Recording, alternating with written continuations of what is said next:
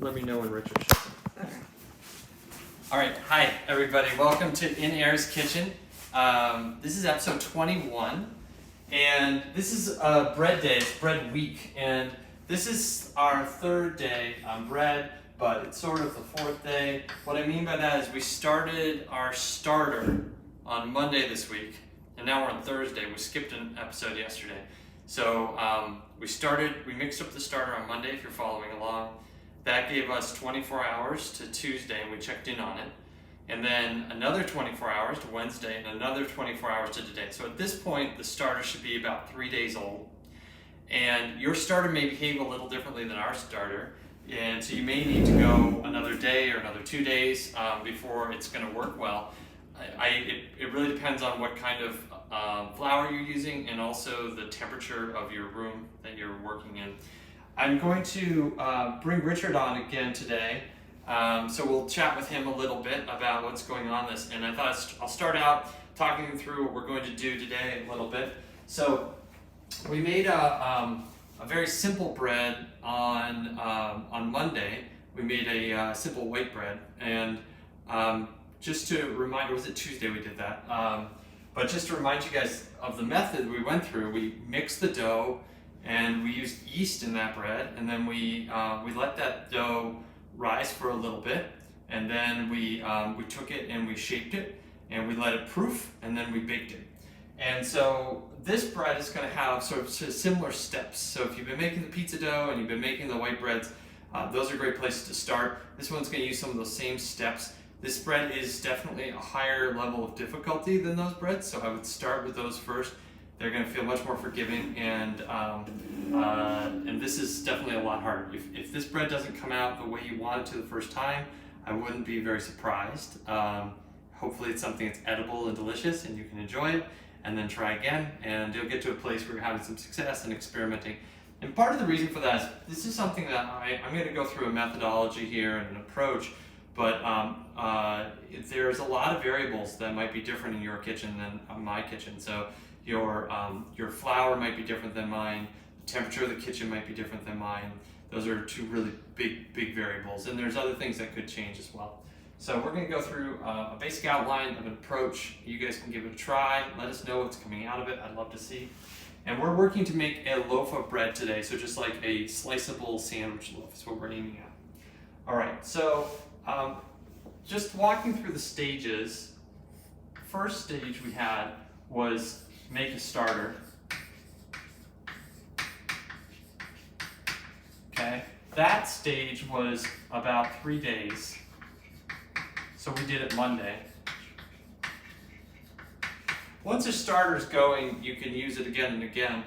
But if the first time you're making bread, you're going to need a few days to get that going before you can make the bread. Now, the next thing we're doing today is we're refreshing the starter.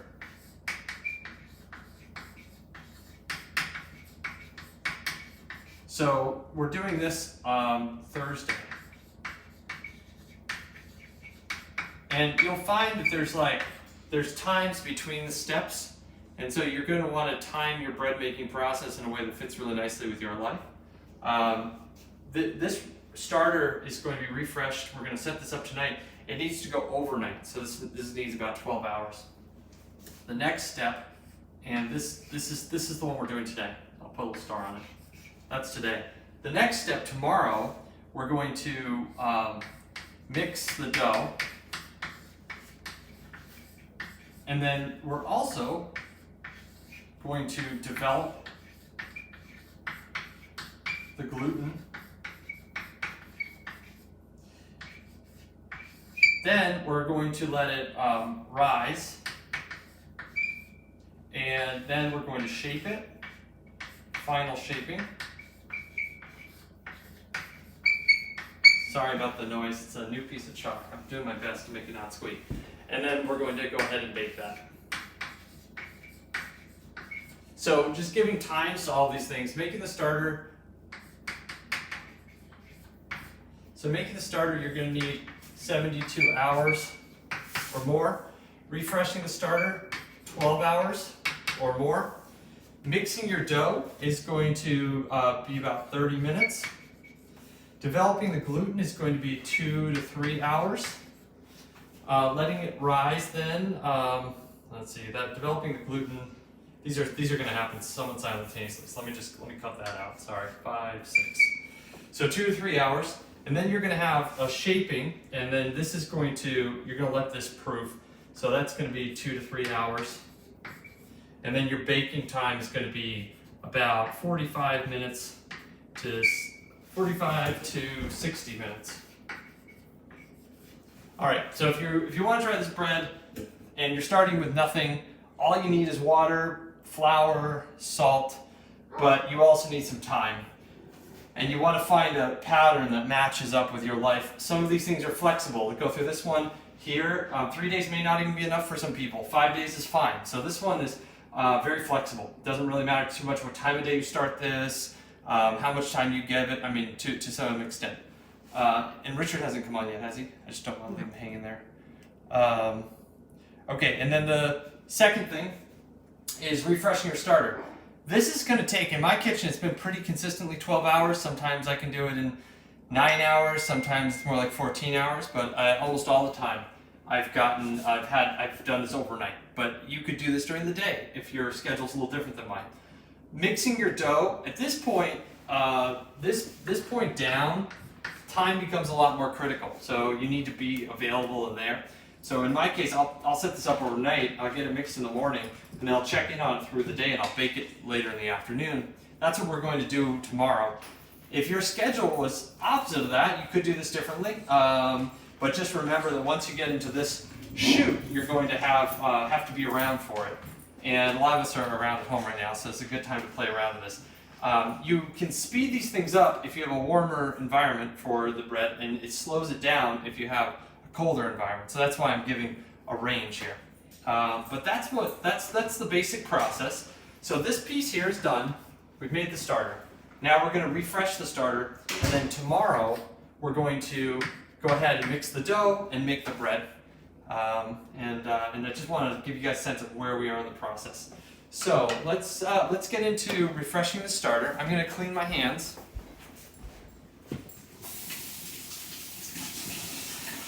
And I'm going to do a very good job cleaning my hands. It's important all through. Every time you touch that starter, you really want to have very clean hands. And the reason is, if you don't, you're going to introduce whatever you've got on your hands into that starter. And we want that to live for a long time. We want to use it for a lot of bread. And we want the yeast and bacteria in there to be the yeast and bacteria that are going to taste the best. So we don't want to be sticking dirty hands in there. All right, this one right here is the starter that we made on Monday, if you can remember that. It looks a lot different. If those of you who were looking at this Monday, it looked like a ball of dough. And then on Tuesday, when we took a peek at it, it looked a little different than that. And now it looks different yet. So I've been mixing this periodically, so once or twice a day. It's not a very strict kind of thing. Mostly what I'm doing is just making sure that that there's good like mixing throughout. As you can see, there's like pockets of bubbles forming. So you can see it's like this foamy stuff here. There's a lot of bubbles. So I'm just digging into this a little bit. I did play with this today, but it was probably when I woke up. So it was in the morning time I played with this last. And so this has been sitting still since that time. I'm just giving you a sense of what it looks like. So it's a little bit foamy. You can probably almost hear those bubbles. And if I dig into this,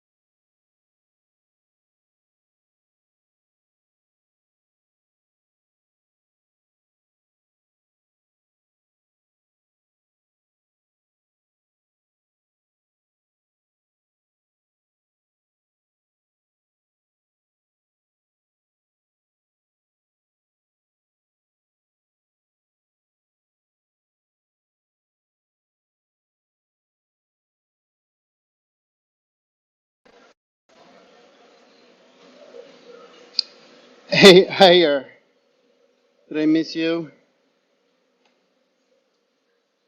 Wow.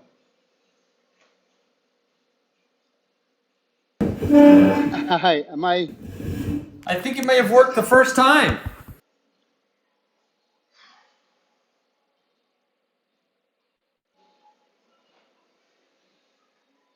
I can't hear you. Hmm.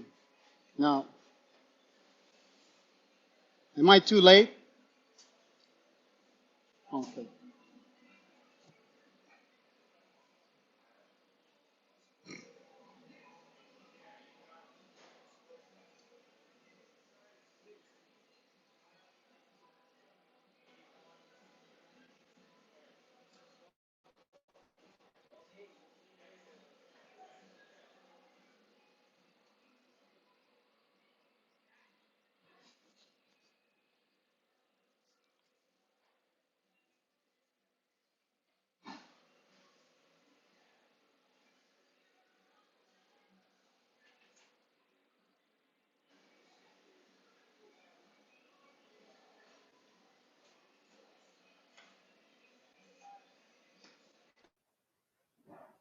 Now I'm supposed to be on video chat with All right. this guy Ayer, Hey Is Ayer. this any better, Richard? Can you hear me this time?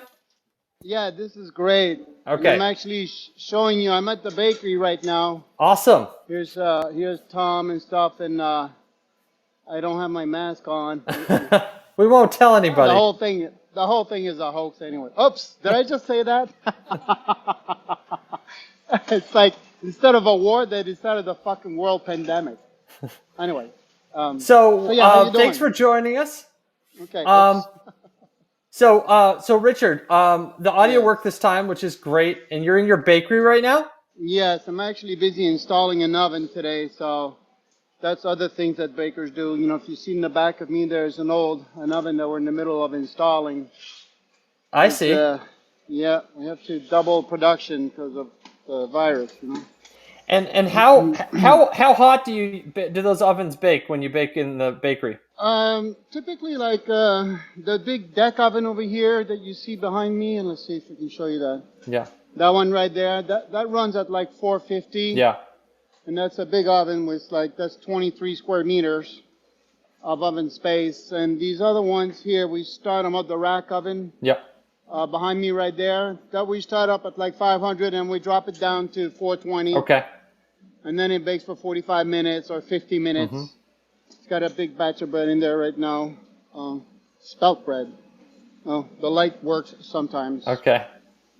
You know, Yeah, one of those things. I do know. And this is another oven the same size, Yeah. and that's going to be double the capacity on the pan breads. And so this one we installed by actually cutting a hole in the wall here. You Okay. can see that. Yeah. So that I could gain myself 10 inches, Yeah. because every inch matters here, believe Yeah. me. Yeah. And then that way we can, you know, basically increase our capacity quite a bit, and because everything has to go through the oven, you know. So for Yeah. anyone who wants to start a bakery, don't make the classic mistake of having too little oven space, okay? Because everything goes through it. So here's some. Yeah. This is a fresh bread. This is a Sunny Flax that just came out. Yeah. I can show you. Oh, like right here. Oh, look, I bet it smells good. I'm imagining it. Yeah, it smells good. And then it is. This is 80% whole wheat Uh-huh. with 20% white, and then sunflower seeds and flax seed. Okay. That's all around a good basic food. You know, like you eat Yeah. this, you could survive on this. Yeah. And then yeah. So anyway, so how's it going? I see all your numbers on the blackboard there. Yeah, well, I was walking people through what we're doing as the next steps. Uh And huh. we've got here, we've got our starter. And I'm going to talk to people about refreshing it for tomorrow. Uh, Okay. Hmm. so we talked a little bit on Tuesday about what was going on in that starter. And I had Hmm. some questions that had come in from people and some things I was Sure. thinking might be good to talk about as we go to the next step. So we're going to Okay. refresh it tonight. And Right. one thing I thought might be interesting to people is I bet folks will be surprised how little of the starter we use for the refresh. Right. Why don't we need more of it? Well, because you don't. I mean, like right now, uh, like I said, don't throw anything away. You can always Yeah. make a pancake out of it, you know. Yeah. You can put it in the compost, but don't throw it out. And it's just that we're using 20% inoculation tonight, right? Yeah. Yep. Yeah, okay. So that should be okay. And this is a starter that's now 3 days old? Yeah. No, 3 days old, right? Yeah. It's 3 days old. That's right. Everyone started on Monday. It was bubbling nicely and stuff, right? Because Yeah. you might, and the goal is we didn't refresh anything more. Like Yeah. sometimes I'll do 2 refresh, but Yeah. you'll just do 1. Yeah. And we could go a little more. We could go like 40%, Mm-hmm. Because, the idea of doing a refresh is to get it used to, for us, to have a visual of what it's doing, Yep. if it's active enough. Because if I was to refresh it tonight and in the morning I would come and I would see that it's not risen very much, Yeah. Yeah. then I would say, okay, well, let's just let it sit and refresh it again tonight because it Yep. wasn't quite ready. Yep. So, and then sometimes I've seen some starters like work really nice. They come up, but they still don't really make the bread hold. Yep. And that means that the yeast culture was nice, but the acidity wasn't enough. Okay. So actually, because I know that your starters, when we started doing the 20%, they were a little older than this. This is, Yeah. remember you had one that didn't work, and Yep. then we let it sit, and then we refreshed it, right? Yeah. And then, and it was all pasty, right? All that good Yep. stuff, right? So tonight, because I remember we did for a while, we just doubled. Yeah.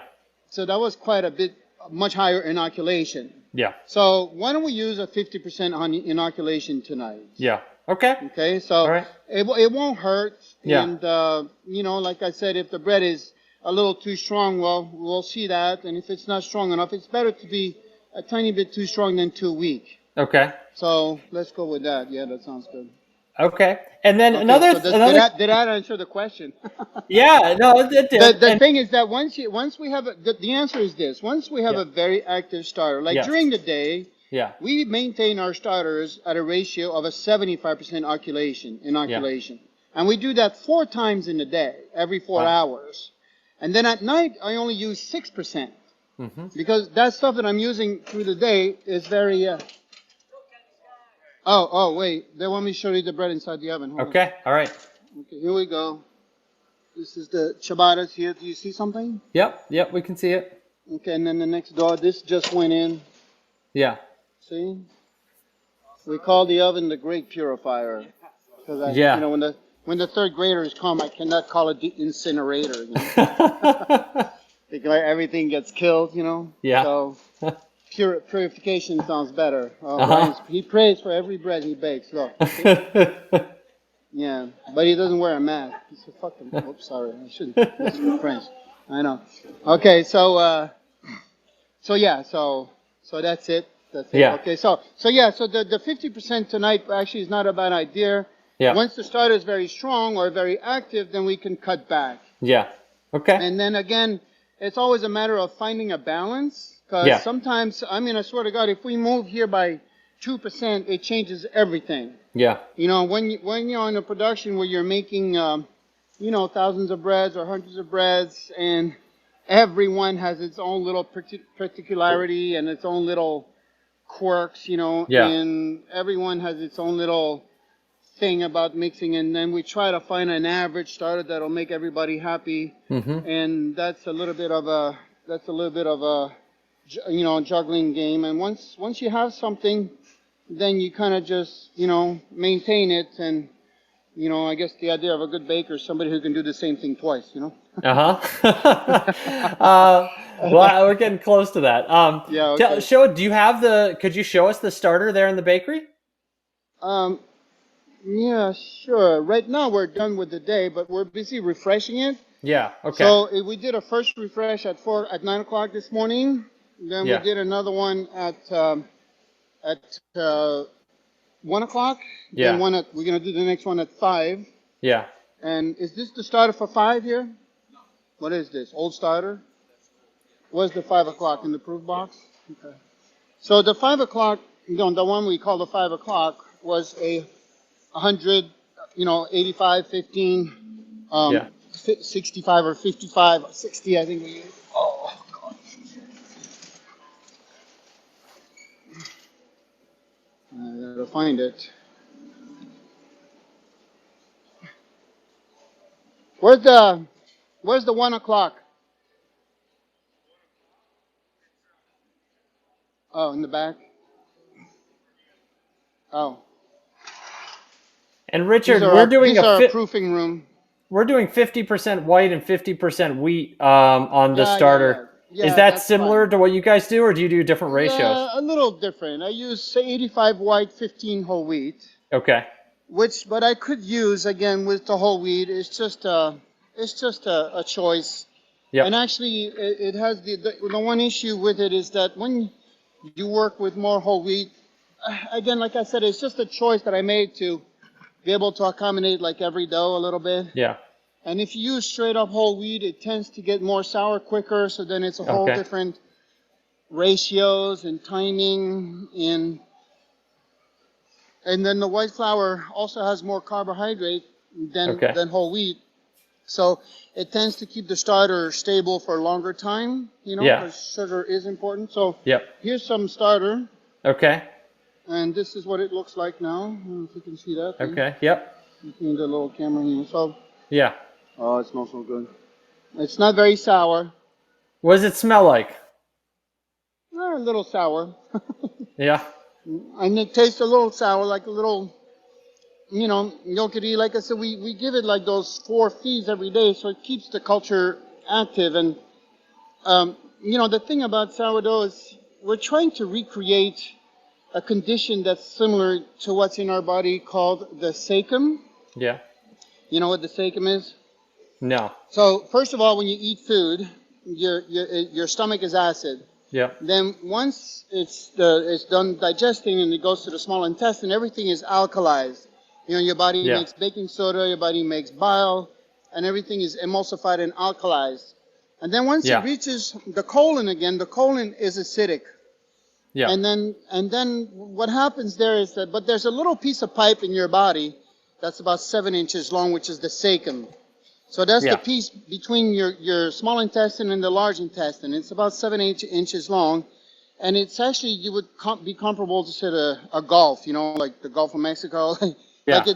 it's comparable to like an ocean, a part of the ocean where the water's neither saline or neither soft water. Okay. So it's in between. So in that section of your body, there's a lot of fermentation going on there. A lot of yeast live there. Yeah. And once it reaches further down your colon, then it becomes acidic again, and the yeast retrieves. Yeah. And that little 2 7-inch pieces of pipe in your gut is Yeah. actually always 2 degrees warmer than Yeah. the rest of your body.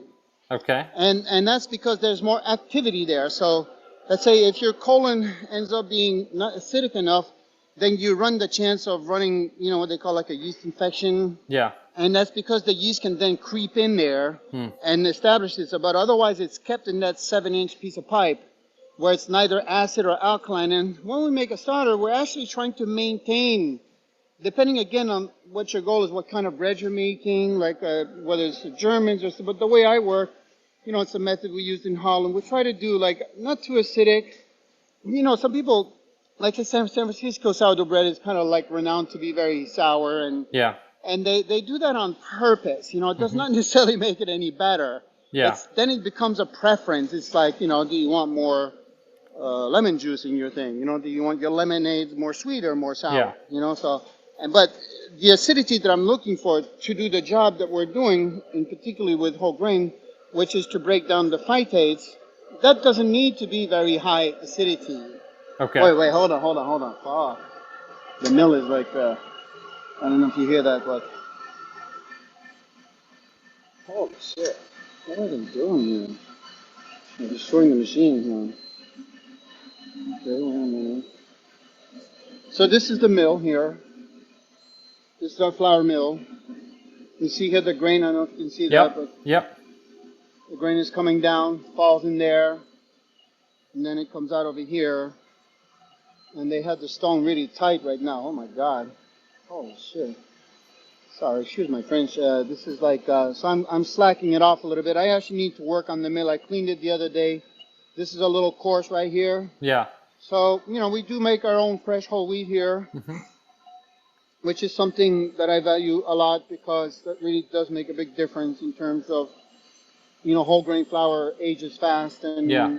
it actually loses nutritional value much faster. Well, white flour doesn't lose it because it has none. Yeah. And then, but whole grain has the minerals, so whatever they're telling you about needing to let the flour age, that's BS.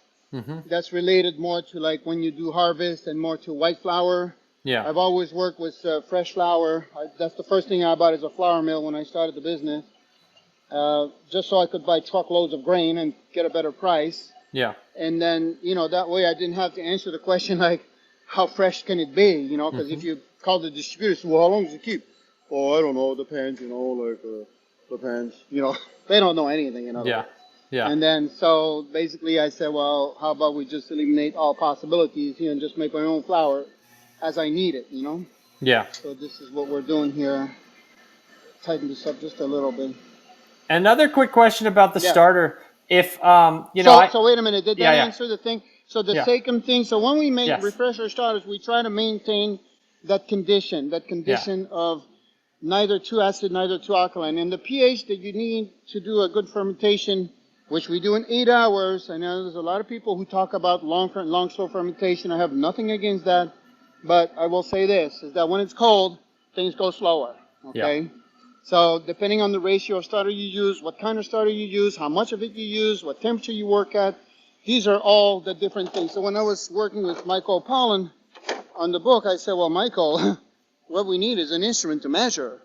We need to be able to send our bread somewhere and have it analyzed. Yeah. Like, what is it that we're doing here? Like, what is it? What's the goal? Break down phytates. Okay, good. Well, tell me how much phytate I had in the beginning and tell me how much I have left now. And then I can determine if the method I'm using is good. Yeah. Because otherwise, I don't really discuss taste that much, because it's all subjective. And some people like stuff that's like, oh my God, And then some people like stuff that's like, taste is really not a point of discussion. You can discuss it. You can like talk about it. You can explore it if you're a fine palate, But otherwise, if you're just an average person, like, well, the old story that if you give the same soup to 3 people, all 3 people are going to describe it differently. Mm-hmm. Right? Well, that explains it right there, right? So there's really what I'm interested in is how it works. What's the goal? How could I do it as fast as possible for as much money as possible and get the hell out of here? How can I do it in a way that it's beautiful, delicious enough that at least 10 people love it, Uh-huh. Like, if 10 people say you're ugly, well, guess what? You're ugly.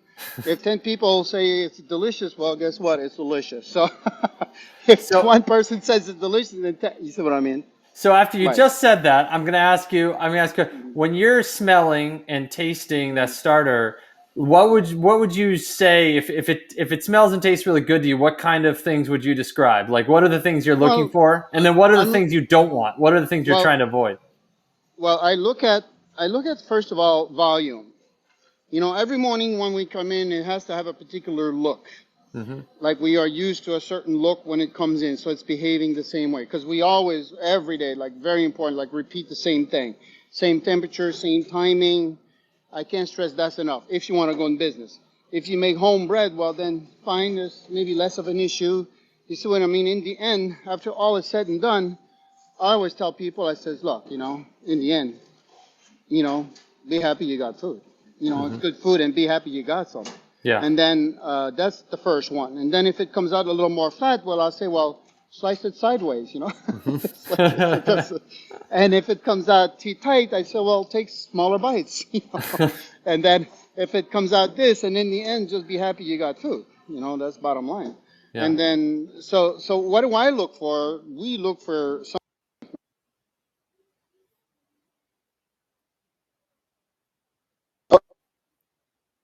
Oh, there. Oh, okay. You just came back. Look, Yep. we look that it comes up at a certain amount of time, that it doubles in size. Yeah. And then, if it's the taste, sometimes it'll be a little more sour, a little less. But again, we try to keep all the numbers in the same frame, Yeah. And then we notice the bread. If the bread has a good volume, if it has less volume, if it's the speed at which it rises, how it feels Right. when we shape it. Yep. Every little thing tells you something, and usually we kind of figure out once it's too late. But hey, what Okay. you gonna do? Yeah. Because Yes. we always say like, oh, I can't believe I didn't think about that. You know, like Yeah. that was the problem. But you know, we catch on, and then we end up sorting it out, and then we remedy a little bit. Like sometimes we'll increase a little bit the seed, like between 5% to 5.5% or 6%, and then we'll increase the temperature. Yeah. Our starters, they like warm. We work warm, Yeah. and then yeah, that's just again, and there'll be so many ways to do this. How do you say that? Yeah. You know, all roads lead to Rome. Yeah. I guess I don't know if that's the right Yeah. expression, but I guess you have to know what Rome looks like, right? Yeah. Although, because you might just walk by it, and then so that's kind of like what is the goal here. And now when I eat a bread, I look for just enough acidity that it makes me salivate. Yeah. Because you know, aside from the phytic acid to break down the phytase, which is the one of the main purpose for using souring, that's omnipotent. You know, there's no escaping that one. Yeah. You have to break down the phytase. That's along the lines that you can shred it or you can ferment it. Yeah. There's no choice. There's no other way. Like if you want, you can do anything else you want. I don't care. Yeah. But the truth, the unchangeable truth is that it needs to be fermented. Yeah. And then again, ideally we would have a place that we could send our bread and say, hey, how's this Yeah. doing? That I fermented well, but nobody does. Yeah. Yeah. But it's coming. It's coming. Yeah. And then, so then when I look for, actually the other side of sourdough, see the sourdough serves three purposes. One is to break down phytates. The other one is to actually changes the plastic quality of the dough. It gives the dough more strength. You know, like if you make a yeasted bread with whole wheat flour, typically the first thing that happens, like you get your bread risen and then you take it, you carry it to the oven very carefully, and God, of course, it will collapse. Yeah. And Yeah. then when you slice it, you'll have more breadcrumbs on your cutting board than slices of bread. Yep. And the reason it does that is because there's no acidity. Because Yeah. the acidity works as a tonifier. It works as a, like if you just think sour acidity yourself, you're going to pucker. You Yeah. know, and it's just thinking about it's going to make your mouth salivate. Yeah. That's what I mean. Yep. And then Yeah. it's going to make your mouth salivate. And yeah, yeah. Okay, you can shut it off. Okay. Okay. No, you can keep going. But I changed the stone because it was way too tight, you know. But you need that soft flour, so softer flour. All right. Well, we'll let you get No, back it's to. You've not got a too lot long. going Okay. on there, but No, it's okay. Let me just finish this thing. Yeah. The Yeah. acidity is essential for, like I said, the three purposes. One is to break down phytase. The other one is to change the plastic quality of the dough, which is what actually allows us to use more water. Yeah. You see what I mean? Because what's used to bread is like forget about it, and that's one of the reasons. And then the other thing is the acidity actually makes you salivate, and salivation is one of the most important thing of eating, part of eating, because typically you're supposed to chew, and when you chew, which activates your jaws, which then makes you salivate. But with bread, it like is a pre-chewed food, so you don't even chew bread, right? You could just gum it. And then you don't really chew it. But the problem with not chewing your food is that you don't incorporate saliva, and then that kind of stresses your digestive system because it's really meant to be together. But so the beauty of a little acidity is that it actually makes you salivate. So now you just put it in your mouth and you get a couple of gums, you know, a couple. You could even put a little bit of bread if it's the right acidity. Just put it on your tongue and just leave it there, and then it'll start to flood with water. Yeah. Well, that's about how much acidity I'm looking for. You know, because then, you know, and then if somebody comes in, then we have some that are a little more sour than others. Yeah. You know, and then I'll say, well, we have this, if they are particular about that, because Yep. obviously, you know, I want people's money and I want to please them. Yeah. But of course, you know, my job is to keep them healthy because, you know, if they get sick, then I won't get their money. Yeah. So, Yeah. anyway, so yeah, the acidity. So that's what I look for. And also look for a sweetness that would come from. That's a whole nother part we need to talk about. Maybe it's for another time. But the issue, because you notice our formula has a little more water than your typical bread, Yeah. and that extra water is essential. It's just as essential as the sourdough. Yeah. Because actually, that's what allows the grain to cook. Yeah. So, like, we don't really understand like what cooked means. What does it mean? You know, put it in the pot, leave it there for an hour, and it's cooked. You tap on the loaf of bread, and if it sounds hollow, it's cooked. Yeah. And then so the question is like, what is that? What is it that transpires in that period where where it's exposed to the four components, right? One component would be like fire, Yeah. time, water, and pressure. Those four things are contribute to this cooking process. Like if you use a pressure cooker, you need a little less water, a little less time. Yeah. If you use an oven, it's a whole different animal because it's spread out, the bread is stretched. But gelling the starch is the most essential thing. Yeah. Because if you eat a starch that's not gelled properly, well, guess what? It's 13 times more difficult to digest. Yeah. So, and especially if you now heat it, so when you gel a good example of a gel starch that everybody will understand is popcorn. Yeah. If you take a kernel of popcorn and you put it in your frying pan with the lid on, right? When it explodes, that white fluff that you see there, that's a gel starch. So if you take that kernel of popcorn and put it just on your tongue and rub it around a little bit, it'll turn sweet in your mouth. And it's not because it is sweet, it's because the starch is gelled, and a gel starch is a step closer to sugar. So when it interacts with the enzymes in your mouth, it turns it to sugar. Mm-hmm. So that's how you get that energy so fast from it. And you also get that pleasant flavor because sweet is not hard to get used of, Mm-hmm. Mm-hmm. compared to bitter. And then, so the idea of gelling the starch is the next most important thing. And that's unfortunately, everybody kind of talks about digestibility. Now they're kind of on the bandwagon that sourdough is good, and on the bandwagon that the long, slow fermentations is good. And that's all true. But if they don't use enough water in the batter, it will not cook properly, and then you basically have less than nothing. Yeah. So really, the water goes hand in hand. If I had the choice, so ideally, really, to be safe, that injera bread I taught you how to make there, that's the best thing you could eat. Yeah. That's not truly, I mean, it doesn't have to, but if I was stuck, I'd get a hot stone and then make injera bread, Well, it's fun. I've been making a lot of things, pancakes and other things. Another quick question that's related to what we're going to do tonight. I think probably a lot of people have done other sourdough starters in the past, have done a higher hydration, like maybe 1-to-1, 100% hydration. The refresh we're going to make right now is going to be at the same hydration as the dough tomorrow. So it's going to be a little more doughy. Do you want to just mention why we're doing it that way instead of something that's more watery? You're doing it this way so that you just don't have to worry about the formula. Yeah. Because if I made a softer liquid starter, I would have to use less flour in the formula, less water in the formula, so that it ends up being the same. Yeah. So just for ease of use. Yeah. Okay. And also, as far as like using the same amount, let's say I use 200 grams of a starter that's made with 100% flour and 65 or 75% water, as opposed to 100% water, right? Yeah. Well, in that same amount of dough, you actually have more flour. Yeah. And the bacteria don't really feed on water. Yeah. They feed on flour. Yeah. So when you have a little starter, stiffer starter, you actually have more nutrients in there, relatively speaking.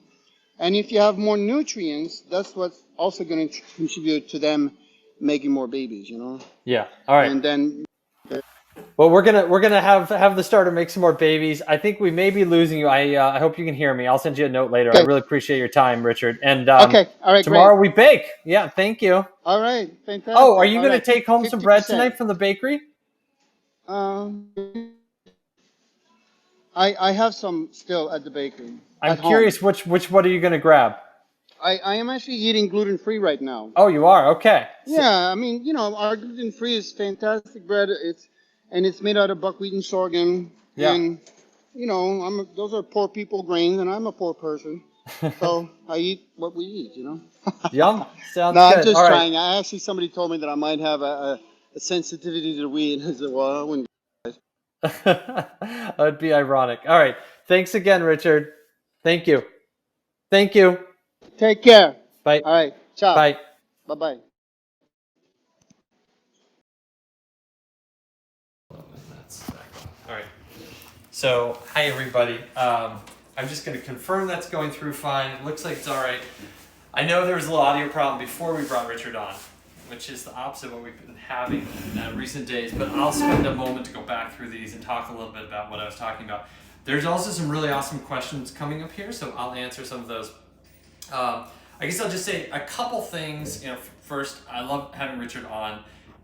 You can see he's like totally immersed in his bread making and loves it and loves the starter. And I think it's fun to hear that. I'll also try to like go through some of the things he said and break down what they mean for you in your own kitchen. And we'll try to put together an approach that feels pretty simple. But as I said before, this is a more difficult bread we're making today than what we were doing with the yeasted loaves. So if you're just starting out, this is a hard place to start out. So everybody should know that. We're going to make things that are edible no matter what turns out, but you may have trouble getting a really beautiful loaf out of it. That said, I walked Chris Anderson, who works with me and runs food at Clover. I had him do a trial run of this. So I told him the recipe. I had him do it at home. He started a starter on Saturday morning, so it's a little bit older than the one I have here. And he just baked it and just sent me pictures, and it looks beautiful. So there is at least a chance, but Chris also knows what he's doing. But this is a more difficult bread. And one of the things we're hearing from Richard is he cares a lot about the starter. It matters a lot. So it's a little different than when we're doing yeast, and we buy that yeast and we trust the yeast to behave the same every time with the different doughs. With this, the starter it's a living thing, and it can shift and move. And part of what you're going to do if you get used to making bread this way is you'll get a sense of how it works in your own kitchen, what it smells like, what it tastes like, what it looks like. You know, as you said, Richard just said he checks it every morning when they come to the bakery. They check the starter and they want it to look the same way. And you're not going to have that kind of a production environment with that kind of level of precision and control. It's okay. We can still make really great things in our own kitchen, but it means that they're going to look a little bit different, and we're also not going to have quite that same level of repeatability. But we should get to a place where you understand what you're doing well enough to do the same thing over and over. Let me go through a few of these questions, and you guys should add more questions if you have them. There's a question here about bench scraper. I don't know, it may have been referring to a previous day. It was probably because things were sticky, as my guess as to why I was using it. It's a really handy tool. There's another question here about what a good starter smells like and a bad starter smells like. Let me taste these on camera and describe them a little bit to you guys and give you a sense of what I'm really loving about these. But there's a range of things that you might like about your starter. And as Richard said, he's tasting them. I think mostly he's tasting for the acidity, and he's looking at how they behave. But the starters, depending on what's in there, they will taste different. I'm getting a lot of honey notes in these starters. And these are from grain I have from Up and Gill. And you can see in there that there's other seeds mixed in and stuff. So it's not 100% of it is wheat. It's little seeds from things growing in the field. They have cows that they keep there. And I think that whole environment, the wheat they're growing, it's not just the type of wheat, but it's the environment they're growing in is probably coming through a little bit. And when I made starter with Maine Grains wheat, I have some different smells and flavors. So there is going to be some variation. You may not recreate exactly what I have, but that might be fine. There's another question here about grape juice. So Richard talked a little bit about that on Tuesday. We didn't put grape juice in here. I think that there's an idea that grape juice can bring acidity early on. What Richard said in the answer to that question was just that we don't need those bacteria and other things that love fruits, because we're not going to feed them with fruit. So we want to stay with what's in wheat.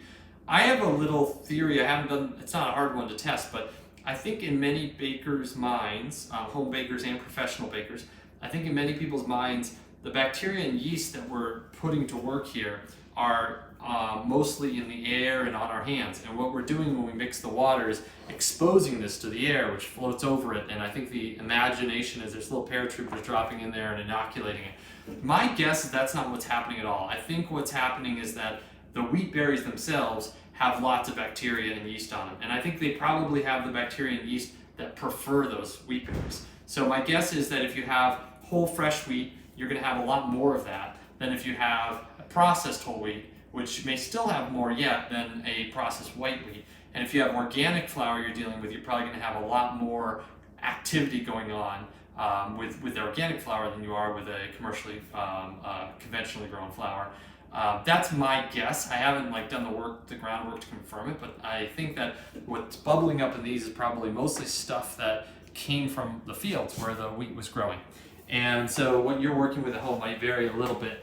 And I don't think we really need the grape juice to get this stuff happening.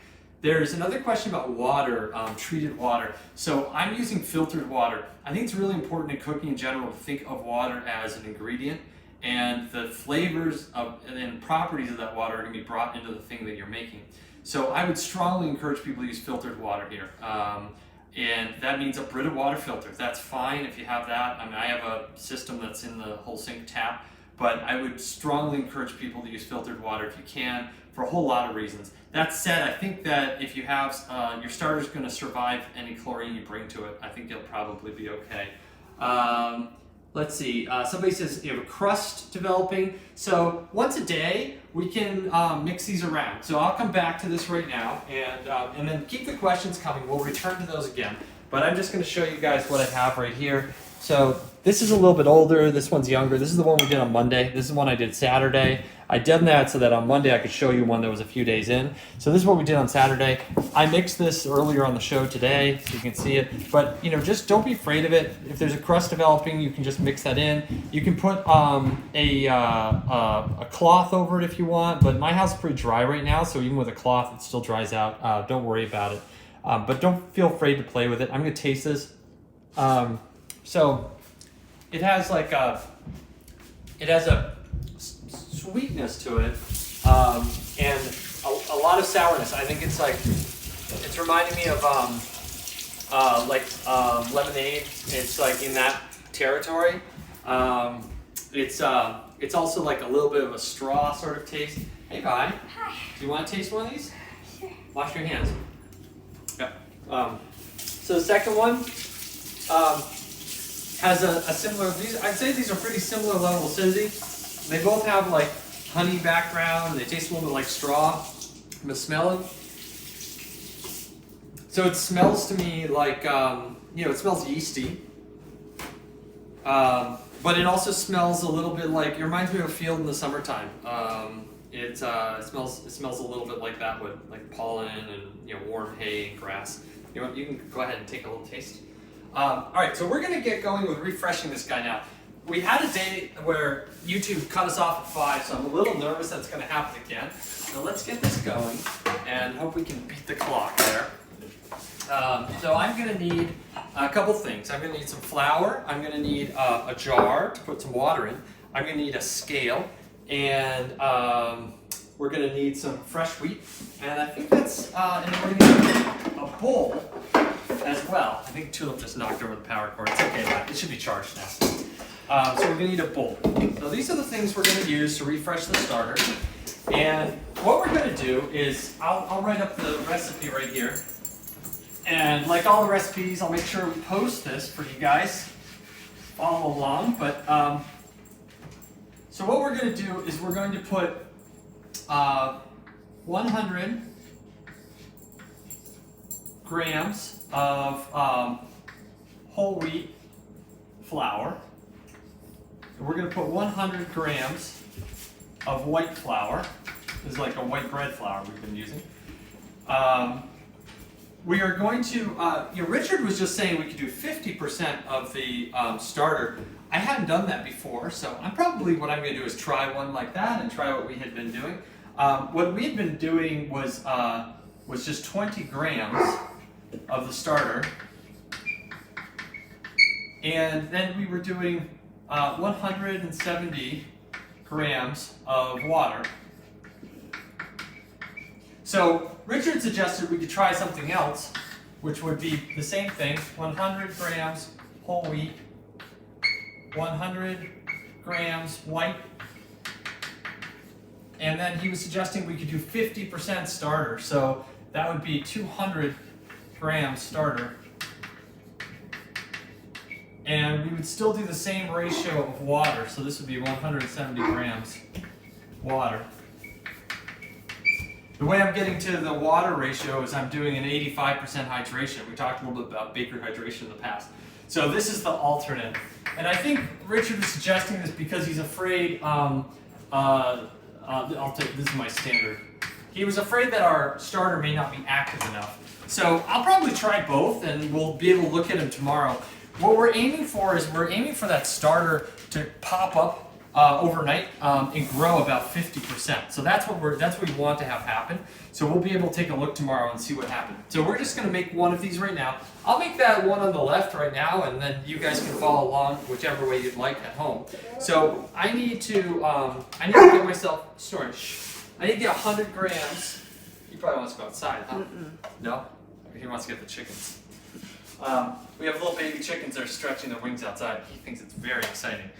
Okay, one storage. Okay, there we go, 100 grams. So I've got 100 grams here, and that'll stay 100 grams to grind it. Prepare for a little noise.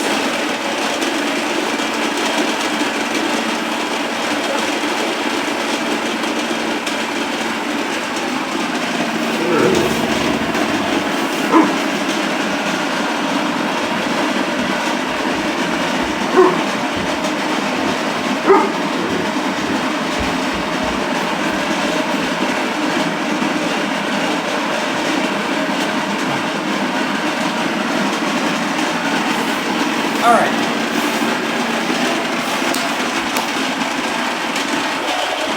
So I've got 100 grams of flour in here. I've got 100 grams coming up there. Now I'm going to get my water set up. I want 170 grams here.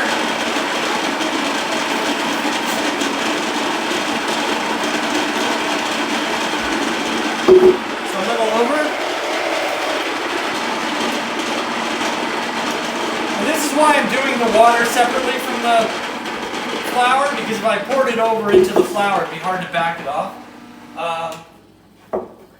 And if you remember, Richard, this method that we're doing right now, it's different than if you've made sourdough starter in the past. There's probably some differences. One is that when we made the starter, we started with a big amount. That's different than what a lot of people do. But what we avoid throwing starter away, because what a lot of people do is they feed the starter, so you're tossing and tossing. We're not going to have to toss anything. We're going to use all of this, which is really fun. Also, creating that big environment with lots of food, as Richard said, gives us a much better chance at hitting a really beautiful starter than if we had a small little amount to work with. So Richard explained that a little bit in the past, but just to review that. The second thing that's different about this method, sorry, didn't mean to bump you. So the second thing that's different about this method is that we're making a more dry refresh than what a lot of people are doing in their sourdough. So I'm aiming right now for 20 grams. I'm going to do this one on the left. You guys can do whatever you want at home. You can both follow along in another way. So the starter is at 85% hydration. That's the Baker hydration metric. And the refresh we're making is at the same amount. And the dough we're making is at the same amount. What does it mean? It means that the starter is more dry and the refresh more dry than what a lot of recipes are doing. And Richard gave us two reasons for that. One, when it's more dry, you have, I think he gave us three reasons. One, when it's more dry, you have more food for the starter to eat. That's one reason, because you've got more flour proportionally. So I'm just mixing this around. So I mix this in the water. Second reason he says we do it more dry is it's more easy to see the volume creation, the bubbles that are created. Now I'm going to mix this. The third reason that we do it more dry, he said, is we want to keep this at the same hydration we're going to make the bread. The reason for that is it avoids any funny math where when we add this to the dough, it's going to join the dough at the exact same hydration level. We don't have to recalculate the hydration of that dough. So now what I have is this little ball of dough I've made. And this is a little ball of dough that I've made with that's been inoculated with my starter. So it's some fresh wheat that's been inoculated with my starter. And I'm just mixing it around a little bit here. You can see it's a little bit dry. It's more like a dough than it is like a wet starter.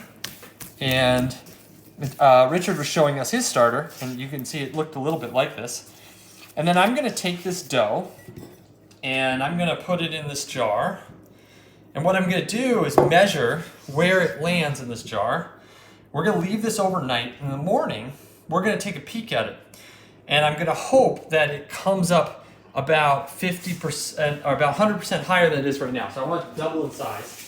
Let me get my hands clean here. And if you have any more questions, I'll get back and peek at those in a second. All right, so what I'm doing right now, I'm actually just pushing that down mechanically. And the reason I'm doing this is very simple. It's not going to affect how this guy works. I'm just pushing it down because I want to be able to see where it is in this jar, because this is how I'm going to judge whether it doubles. Okay, so there's like little lines on the side of this jar, and I may even make a mark there where it starts right now, and then when we take a peek at it tomorrow, we'll see how high it's come. So I hope that it's doubled in size. So this is our refresh starter, and I'm probably going to go ahead and make another one because Richard had this idea of doing one that was a little higher, it's 50%. So I'm probably going to do that, and then tomorrow we can take a peek at both of them. And Richard was just saying that if you're following along and you make this up tonight and you leave this overnight and it doesn't double in size, he says that's okay. You can just refresh it again that next night and try again the next day. You might just not be ready to make the dough yet. But we are looking for that doubling in size as a measure to tell us that this refresh starter is ready to make some dough for us. And it's going to be important in a lot of ways. The starter is going to bring the flavor, it's going to bring the bubbles, and also, as Richard was saying, especially if we're working with whole or fresh wheat, it's going to help bring that gluten together to make the texture that we're looking for on the bread. So the starter is going to do a lot of heavy lifting. I'm just taking a quick peek here. It's so mixing the crust off. Okay, my starter is a day behind yours. It has massive bubbles on top, lots of small ones. Yeah, that's great. Just mix it all in there. You can touch it sort of once a day or so. It won't really hurt if you don't touch it, but it would be nice if you do. Somebody asked if I can show the chickens. We did visit the chickens on the egg episode, but they're a lot bigger now, so we'll have to visit them again. But take a peek at that egg episode to see the chickens. Amazing how fast they grow. They're getting a lot bigger. But I don't want to go outside right now and have the dogs burst out and cause a scene. So maybe we'll bring them into a later episode. If there are any other questions, you should ask them now. Otherwise, I'm going to sign off for today, and we will come back tomorrow. Tomorrow's a big day because we're going to take a peek at this refresh starter. We're going to go ahead and we're going to mix up some dough. We're going to develop the gluten in that dough. We're going to let that dough rise. And then we're going to shape it, and we're going to go ahead and bake it. And I'm going to get to all those different things by having little different steps. Somebody else says here, is refreshing it basically testing the starter? No, it's not. It's a little different. So we will. We're taking the starter from this stage and getting it to a place where it's ready to inoculate the bread. So it's this intermediate step. And basically, with refreshing it, we're having the population of yeast and bacteria grow from where they were, so that there's a lot more of them. And then there'll be enough to make our bread happen, which will be really awesome. I think that the show is just about over because I think we might get cut off again at the 5 o'clock mark. Thank you everybody for coming. We'll be back tomorrow at 4 o'clock to make bread.